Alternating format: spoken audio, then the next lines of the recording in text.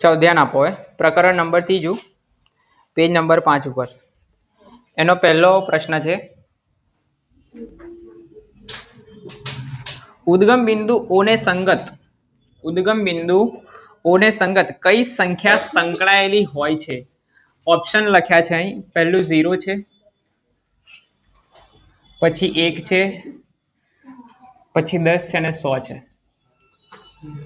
શું કહેવા માંગે છે કે ઉદ્ગમ બિંદુ સાથે કોણ નીચેનામાંથી સંકળાયેલું છે? હવે આપણને ખબર છે કે જ્યારે આપણે x અક્ષ y અક્ષ દોરીએ છીએ ઉદ્ગમ બિંદુના યામ આપણે 0,0 લખીએ છીએ.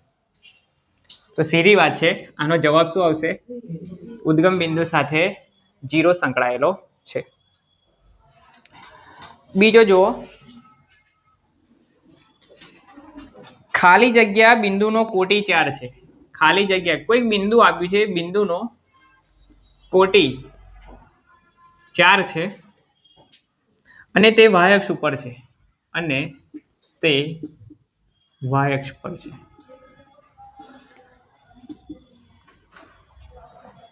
ઓપ્શન લખું છું 4,0 0,4 1,4 અને 4,2. હવે જો અહીંયા આપણને એવું કીધું છે કે નીચે આ એક જે બિંદુ તમે આમાંથી લેવાના છો એનો જે કોટી છે એ 4 છે. હવે મેં તમને આ વસ્તુ શીખવાડ્યું હતું x યામ અને y યામ. x યામને આપણે ભુજ કહીએ છીએ અને y યામને આપણે શું કહીએ છીએ?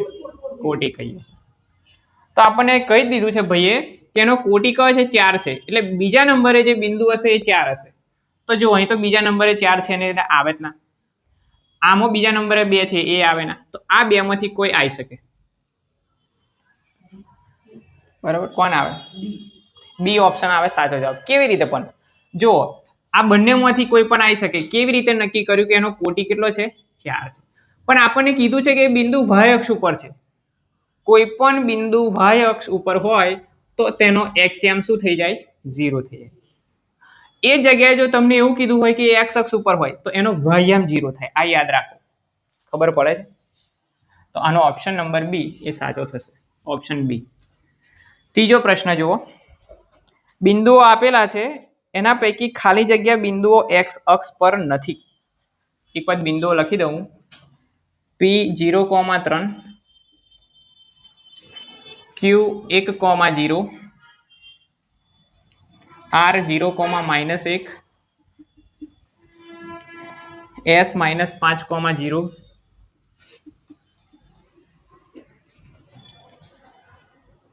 અને t 1,2.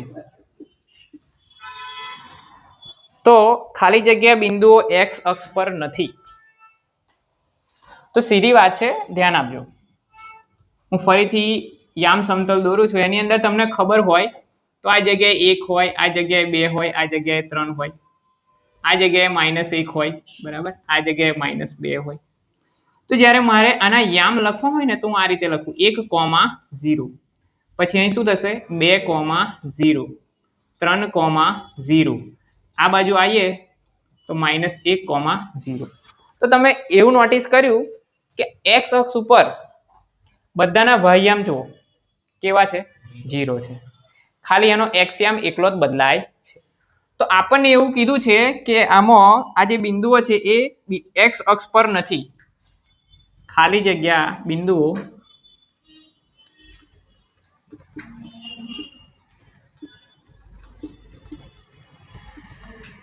x અક્ષ પર નથી. જો ધ્યાન આપો. હવે 0,3 કોઈક આ જગ્યાએ આવે. જો 1, 2 અને 3. આ 0,3 છે. હું બધા તમને બતાવી દઉં કે 1,0 આ રહ્યો છે. 0,-1 મિત્રો 0,-1 છે ને આ બાજુ આવે. x અક્ષ પર 0 અને y અક્ષ પર -1. પછી -5,0 અહીંયા આગળ વધતા વધતા આ જગ્યાએ કોઈક જગ્યાએ -5 આવે. -5,0 અને પછી છે 1,2 x અક્ષ પર 1 અને y અક્ષ પર 2. જો આ 1, 2 x અક્ષ પર 1, y અક્ષ પર 2. આ યામ 1,2 આવે. અમે યામ સમતલની અંદર બધા બિંદુઓ દર્શાવી દીધા. હવે આપણને એવું પૂછ્યું છે કે કયા કયા બિંદુઓ એક્સ અક્ષ પર નથી. તો એક આ બિંદુ અને એક આ બિંદુ અને બીજો આ બિંદુ. 3 બિંદુઓ એક્સ અક્ષ પર નથી.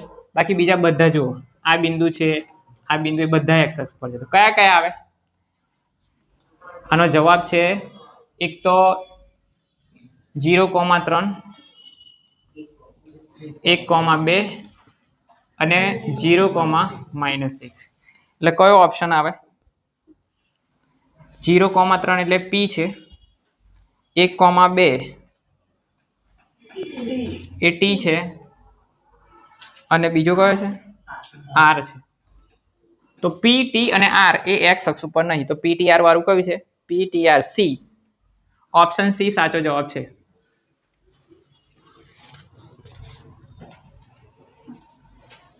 ડન આટલું? જોઈ લો હવે ચોથો પ્રશ્ન.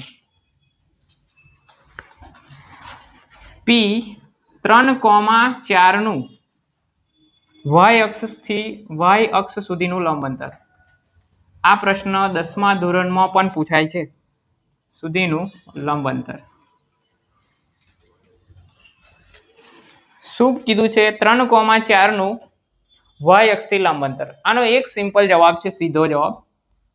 જવાબ શું આવે? 3. કેવી રીતે પણ?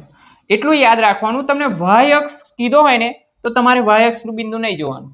કયું જોવાનું? x અક્ષનું બિંદુ જોવાનું. જો પ્રશ્ન આવો પૂછ્યો હોત તો શું જવાબ આવતો? કે 3,4 નું x અક્ષ સુધીનું લંબ અંતર, તો શું જવાબ આવતો? 4 આવતો. x પૂછે તો y જોવાનું અને y પૂછે તો x જોવાનું. ડન છે આટલું? તો હું તમને કોન્સેપ્ટ બતાવી દઉં કે એ વસ્તુ આવે કેવી રીતે. જુઓ,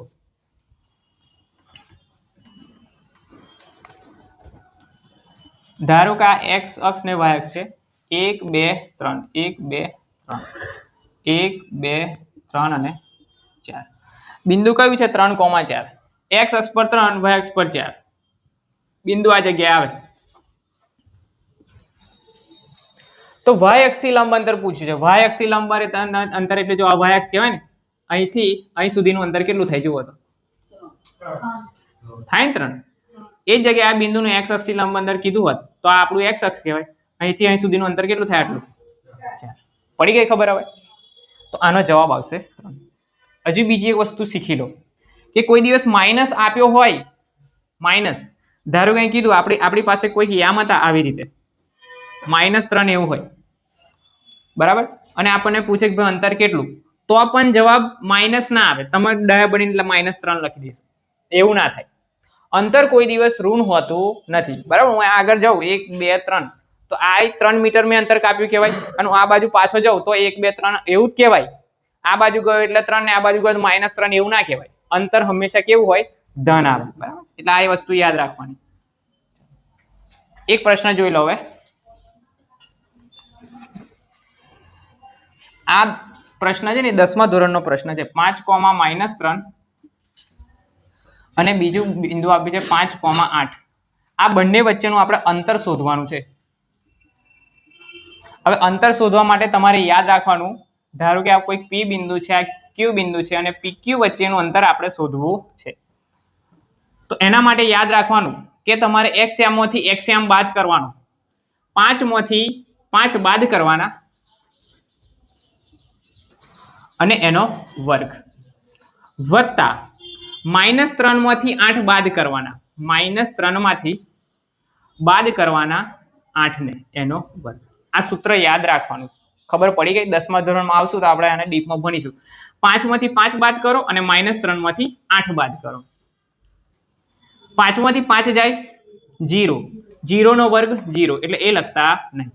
-3 -8 -11 એનો વર્ગ થાય. આવું -11 નો વર્ગ કરો એટલે આપણે લખવું હોય તો કેટલો લખાય? 121. પાછું 121 નું વર્ગમૂળ કરો તમે એટલે પાછો જવાબ આવે 11. આનો જવાબ શું આવશે? 11 જવાબ આવશે. ઓપ્શન કયો છે?